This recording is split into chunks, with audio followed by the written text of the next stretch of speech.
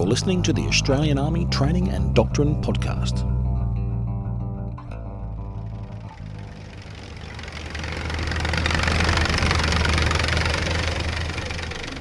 This is Exercise Hamel 2016. I'm Captain Sharon Mascall-Dare, and with me is Lance Bombardier Tim Muhamad, who's with the 8th 12th Regiment Royal Australian Artillery.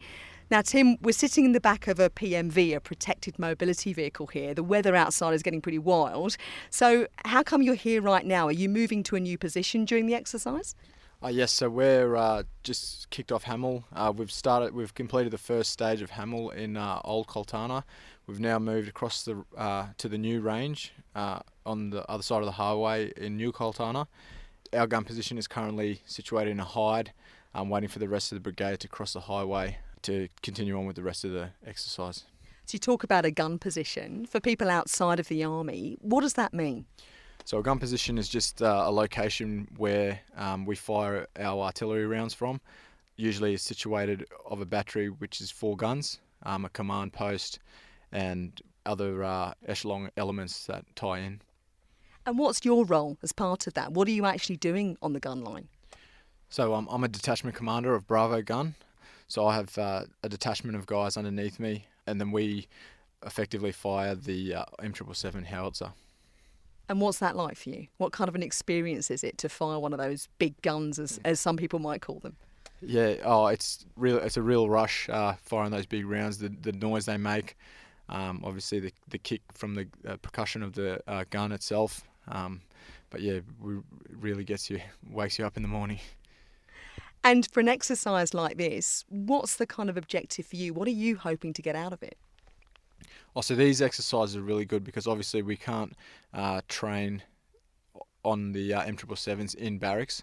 So it gives us a good opportunity for all us artillerymen to get out there and actually deploy the gun into different positions. We roll into hides, into gun positions, hasty positions, and it really gets us time out here amongst all the elements, and gets us good exposure for future exercises and eventually if we were to deploy as an artillery unit.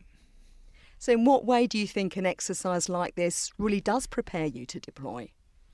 Well, obviously the weather's a big factor as well. It's really cold. Where we're based up in Darwin, it's really hot, so you really get the full frontal of in that sense.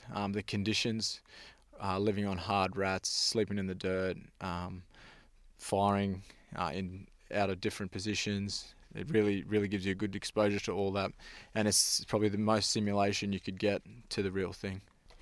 So what's been the biggest challenge of Exercise Hamel for you so far? I think the biggest challenge coming from Darwin is obviously the weather. We've had lows of -1, so we come from the hot weather climate and come down here and it's raining and cold, and I think the boys have really adapted well to that. It's given us good training value also, recovering vehicles from washouts and bogs, and it's really been a challenge for the weather, yeah.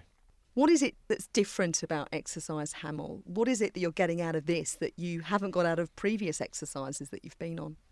I think the sheer scale of the exercise, obviously being an army-wide exercise, you've got choppers flying overhead, you've got your tanks rolling by at night, and you have an actual enemy picture which puts you in a good perspective of real life situations where you'd have to defend the gun position from direct targets, not only indirect targets.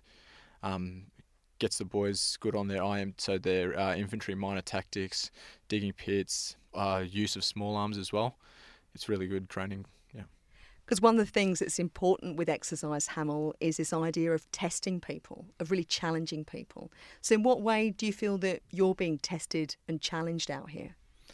I think a lot of our moves are done in the cover of darkness, so our convoys roll out in darkness, so usually means long days for the boys, and then also long nights, and really it can really test you mentally if you're not mentally prepared for the late nights. It really shows the true character of the boys out here. And tell us a bit about yourself. How did you come to be in the Army? I'm Torres Strait Island. I grew up on Thursday Island. I've always wanted to join the Army as a kid, and unfortunately I didn't get in straight after school. did a trade instead, but completed my trade as a carpenter, and then I was presented an opportunity with the IPRC, Indigenous Pre-Recruitment course, by my uncle, who's a warrant officer in the Army. Completed that, so I did that in 2012. Completed the course, which got me through my whole recruiting process. Then I went on to recruit training, did my recruit training at Kapuka, and then went on to Puckapunyal to do my artillery training. And I've been in artillery ever since, and progressed up to Lance Bombardier. And so you've got other people in your family that are also in the Army then, from the sounds of it? Yes, so I have an uncle who's a warrant officer in the Army, and I have 2 cousins who are in the Navy who also did a similar course, which is the Defence Indigenous Development Program, also known as the DIDP. Tell us a bit more about the Indigenous Pre-Recruitment course. I mean, what difference does it make for people from Indigenous backgrounds that are looking to get into the Australian Defence Force? So the course is run, it's a tri-service course, so I got to experience all things that I'd be exposed to a career in the ADF. So we got to travel around to different bases, went to Navy base, Air Force bases, and it really gave me an opportunity to see what job role would be most suited to what I'd like to do. I chose the Army. A lot of the other Torres Strait Island men and women decide to go to the Navy, obviously being seafaring people. It was definitely a really good learning opportunity for me. Coming from a Torres Strait background, I was able to really connect with the way the two cultures meet, from the Army cultures and values and the Torres Strait and Aboriginal cultures and values. And you chose artillery? It really lit up to me all the heavy weapons and all the light support weapons, and the job role I thought really suited to me. Plus I get seasick, so couldn't really go Navy. Yeah, trust me, yeah. I copped it a lot as a kid. Yeah. And in terms of then how your career developed from there, what are your ambitions now? What are you hoping to do with your job in the Army as an artilleryman? I'd like to progress through the ranks in artillery, eventually go back over to DFR as an Indigenous recruiter, and really spread the word about how the Defence Force can benefit Indigenous Australians that are looking for that pathway in the ADF as a career. That's really important to you then, is it, to spread the word? Oh yeah, definitely. I think who better to defend Australia than its first people. Lance Bombardier Tim Muhamad, thank you very much. This is Captain Sharon Mascall-Dare reporting from Exercise Hamel 2016.